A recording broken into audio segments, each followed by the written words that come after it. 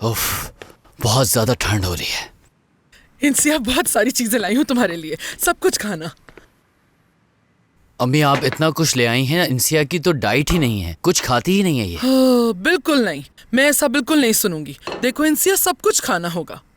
دیکھو تکلیف اپنی جگہ اور بھوک اپنی جگہ ہوتی ہے, ٹھیک ہے؟ برا مت ماننا, امی کو کھانا کھانے کا اور کھلانے کا بہت شوق ہے, بہت زیادہ.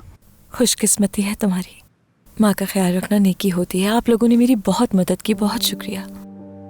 اچھا تو پھر جلدی سے سب ختم کرو. چلو چلو, کچھ بھی نہ چھوڑنا. اچھا امی آپ زیادہ فورس مت کیجیے گا, جو اس کا دل چاہے گا وہ کھا لے گی. صحیح کہا نا میں نے انسیا؟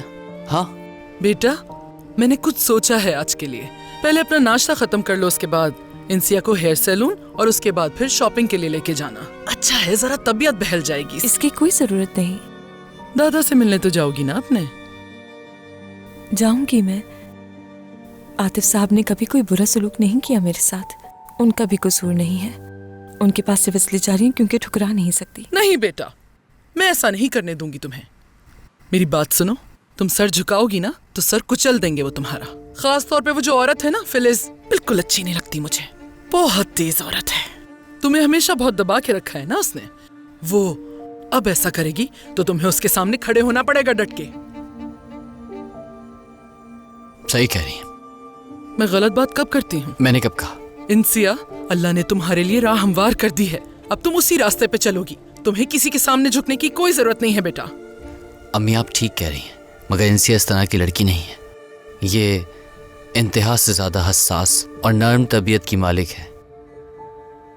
اور ناز کی بات کریں تو وہ بہت زیادہ ہی ٹف لڑکی ہے. اتنی ٹف لڑکی تو میں نے اپنی زندگی میں نہیں دیکھی, بہت ہی مختلف ہے. بس کر دو قدیر, زندگی چاندی کا تھال لے کے کھڑی ہے اس کے سامنے. اور ناز مضبوط نہیں, بہت چالاک ہے. لیکن ہماری بچی کو جو غم ملا ہے وہ اسے مضبوط بنا دے گا.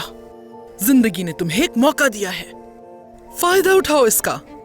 اب کس بات کا ڈر ہے تمہیں؟ بہت جھیل لیا تم نے اتنے سال. پتہ ہے اتنی اذیت کیوں دیتے ہیں ایک دوسرے کو لوگ؟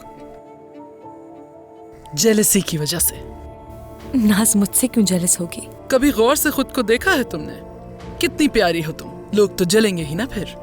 میری ایک بات یاد رکھنا بیٹا, اس گھر میں اس گھر کی بیٹی ہی بن کر جانا تم, نوکرانی بن کر نہیں. دیکھنا پھر کیا ہوتا ہے.